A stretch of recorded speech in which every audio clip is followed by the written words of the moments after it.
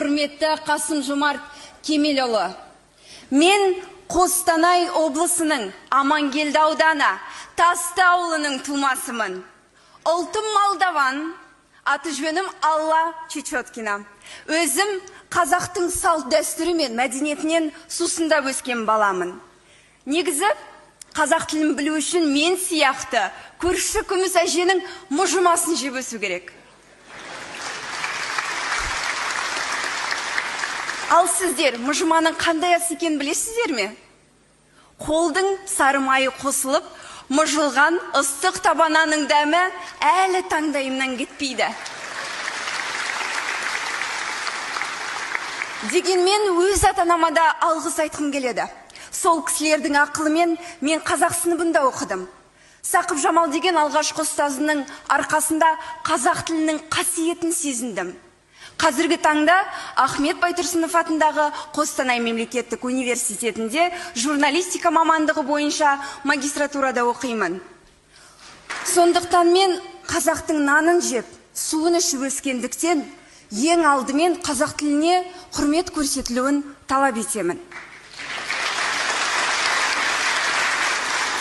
Құрметті жиналған қауым, мемлекеттік тілде сөйлемесек, білуге тырыспасақ, біздің егемендігімізге, тәуелсіздігімізге қосқан үлесіміз немен өлшенеді?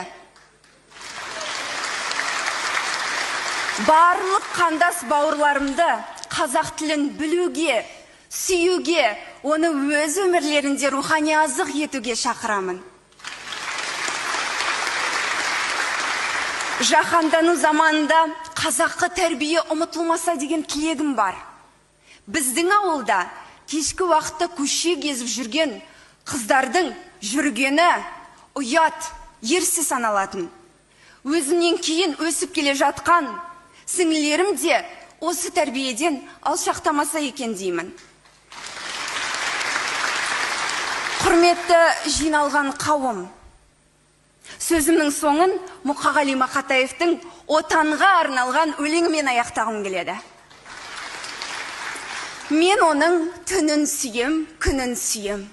Ағынды өзен, асқар тау гүлін сүйем. Мен оның қасиетті тілін сүйем. Мен оның құдіретті үнін сүйем.